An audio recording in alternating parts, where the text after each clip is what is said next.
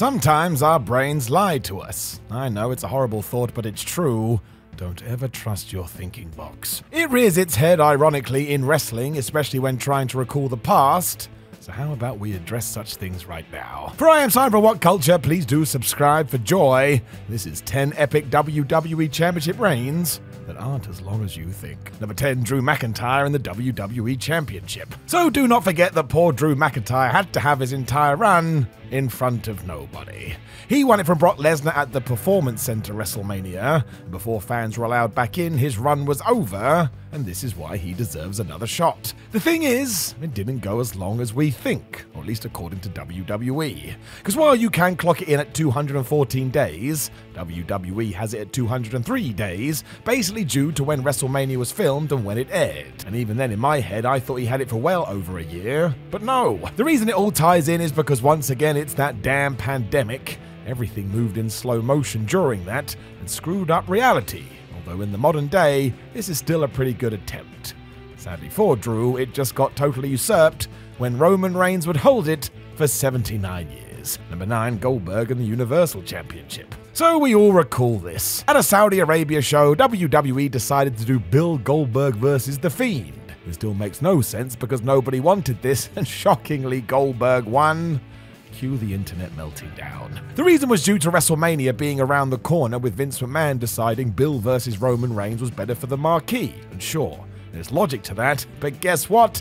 That never happened either. Whoops. Instead, we were back to the world shutting down, with our soon-to-be tribal chief taking time off for his own health. Randomly, Braun Strowman was then thrown in as a last-minute replacement, and he won the thing. All of this was so weird. Once again, given this was Mania 36, you can actually change the length of the reign as it was a tape show. So WWE sells this as 37 days, whereas the nerds amongst us can go as little as 27. Either way though, we did this for a 1-month jump?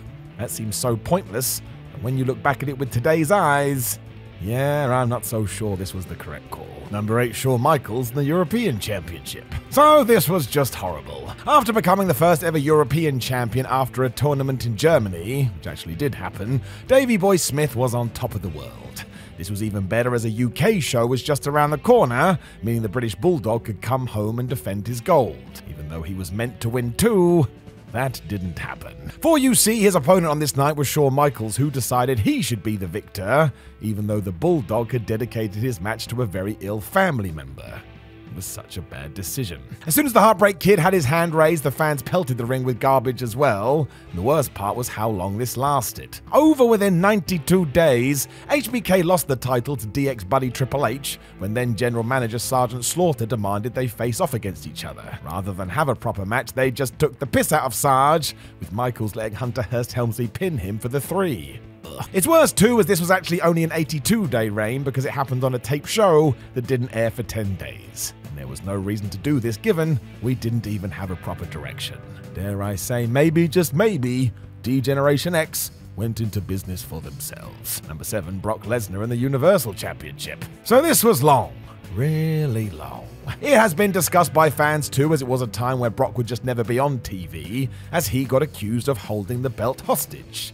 Even his rivals started saying the same thing on TV. Lesnar's mammoth run started after he finally defeated Goldberg at WrestleMania 33 in an awesome 5-minute match, before going all the way to SummerSlam 2018, where he lost to Roman Reigns. Who else? WWE has it listed as 504 days, which meant at the time it was the longest WWE title reign for nearly 30 years. But there is a discrepancy here. WWE has it listed at 503 days. When you count the time between Mania and SummerSlam, you do get to this figure, but WWE ignores the night when a wrestler actually wins the thing, so technically it's 504. That is weird too, given every other single metric they love to extend however they can. So I'm really quite surprised this hasn't been updated too. Number 6, The Rock and the WWE Championship. Given we are talking about The Rock here, you may be amazed to hear this reign in the books was 7 days. Yep, 7. Even better if you go with what actually happened, it's 2. What a world. The Great One's second reign started after the brutal 1999 Royal Rumble match where Mankind got his head beaten in, and a rematch was booked for the Super Bowl. Yep. As WWE was making all the money, they decided to go as mainstream as possible and run an empty arena match during the halftime period of NFL's biggest game. And at the end of it, Mick Foley won the title back.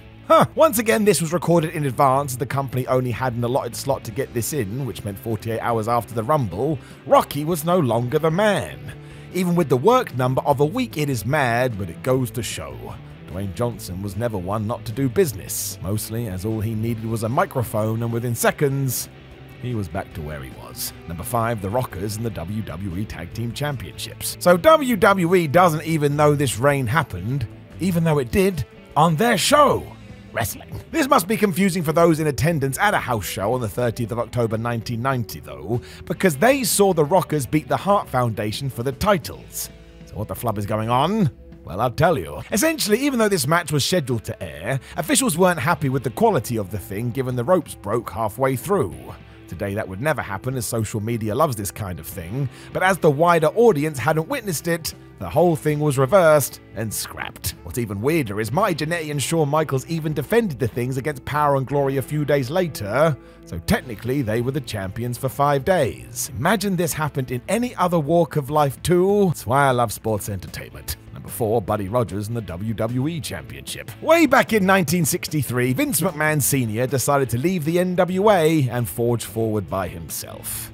This was sparked when Buddy Rogers was booked to lose the NWA heavyweight title to Lou Thesz, so McMahon just ignored it and started the WWF. Why not? The very next day, Rogers was made the champion of this new promotion, before it all got very confusing. Because while initially they recorded this decision as the 11th of April, for some reason they then just changed it to the 25th of April instead.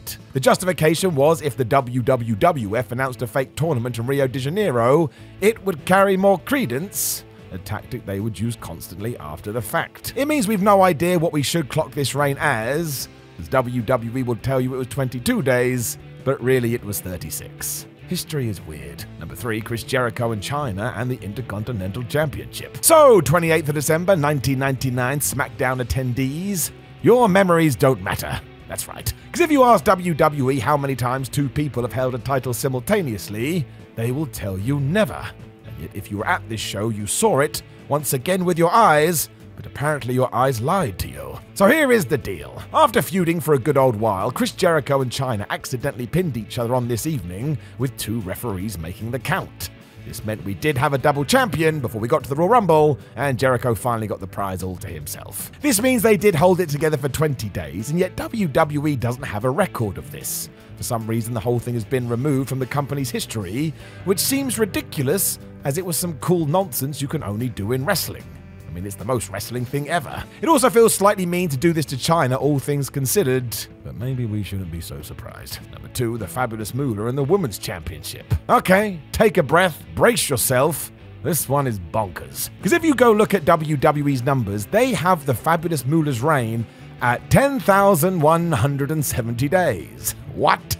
I don't know. However, when she won the vacant NWA Women's title on the 18th of September 1956, Moolah was also recognized as the world's women's champion. She would go on to hold this one day short of a decade before losing it to Bette Boucher in 1966, before winning it back a month later and holding it for another 524 days. The Fabulous One then went to Japan and was defeated by Yukiko Tomo, but before Moolah left Tokyo, she won it back and then didn't lose it for 3,842 days. This is crazy. This time she was defeated by Evelyn Stevens on a tour of Texas, but was only without the belt for 2 days, winning it back and grabbing it for another 5 or 6 years. Anyone else's head hurt? Me too. The reason we can't say for sure is because, once again, how WWE treats this.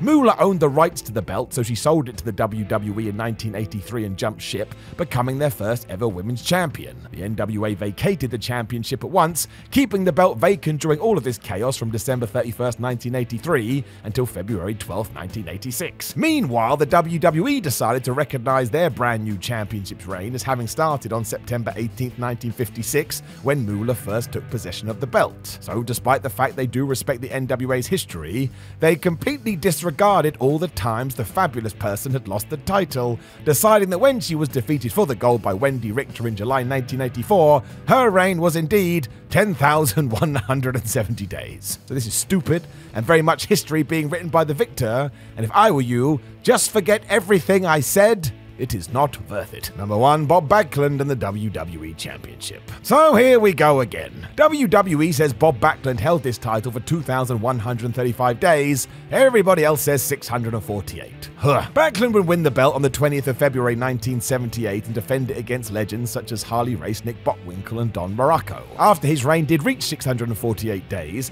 Backlund defended his newly named WWF Championship against Antonio Inoki at the New Japan 2-Con Series in 1979, and he lost. That meant Inoki's reign started on November 30th, 1979, and he defended the belt in a rematch a week later, which was declared a no contest after interference from Tiger Jeet Singh. Antonio then decided to hand the title back to WWF President Hisashi Shinma that night, and it was made vacant when Backlund faced Bobby Duncombe in a Texas death match on December 12th with the belt around his waist like nothing had happened. This is ridiculous. It didn't end here, as the belt was vacated again in 1981, this time by the New York State Athletic Commission, when a day's referee handed it to Greg the Hammer Valentine by mistake, even though he lost. Bob would then go on to a steel cage a month later, and he was on top once more. WWE likes to say 2,135 days long, despite audiences in Japan and New York seeing Backlund lose its prize twice. Now please, let's never talk of this again. Know any other epic WWE Championship reigns that aren't as long as we think? Make sure you let us know in the comments below, and don't forget to like the video, share the video, and subscribe. Then head over to WhatCulture.com where you can read yourself some articles. Make sure you come follow us on social media at WhatCulture WWE and Simon Miller 316. And if you would like to watch more videos, you'd be doing me a right old joy. My name is Simon for WhatCulture. Thank you very much for joining me as always, and I'll talk to you very, very soon.